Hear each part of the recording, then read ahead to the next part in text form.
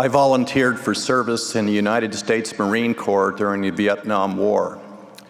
Soon after my arrival in Quantico, Virginia for basic training, I found myself standing at attention in front of my barracks bunk along with 54 other Marine Corps recruits.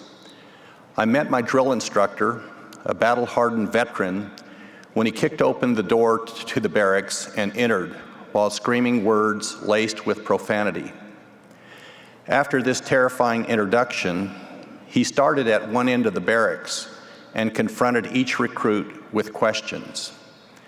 Without exception, the drill instructor methodically found something about each recruit to ridicule with loud, vulgar language. Down the row he came, with each Marine shouting back as commanded his answer, "Yes or no, Sergeant Instructor." I could not see exactly what he was doing because we had been ordered to stand at attention with our eyes looking straight ahead. When it was my turn, I could tell he grabbed my duffel bag and emptied the contents onto my mattress behind me. He looked through my belongings, then walked back to face me. I braced myself for his attack. In his hand was my Book of Mormon. I expected that he would yell at me. Instead, he moved close to me and whispered, "Are you a Mormon?" As commanded, I yelled, "Yes, Sergeant Instructor." Again, I expected the worst. Instead, he paused and raised his hand that held my Book of Mormon. And in a quiet voice, he said, "Do you believe in this book?"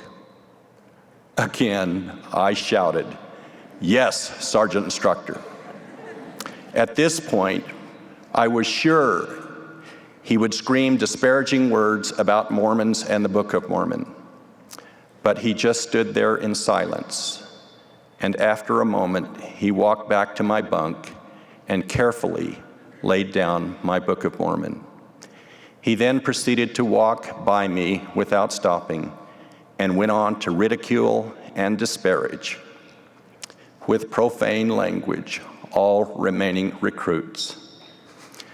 I have often wondered why that tough Marine Corps sergeant spared me that day, but I am grateful I was able to say without hesitation, "Yes, I am a member of the Church of Jesus Christ of Latter-day Saints, and yes, I know the Book of Mormon is true." This testimony is a precious gift given to me through the Holy Ghost with the help of 2 missionaries and a priest quorum advisor. When I was 14 years old, 2 missionaries, Lee Pearson and Boyd Campeisen,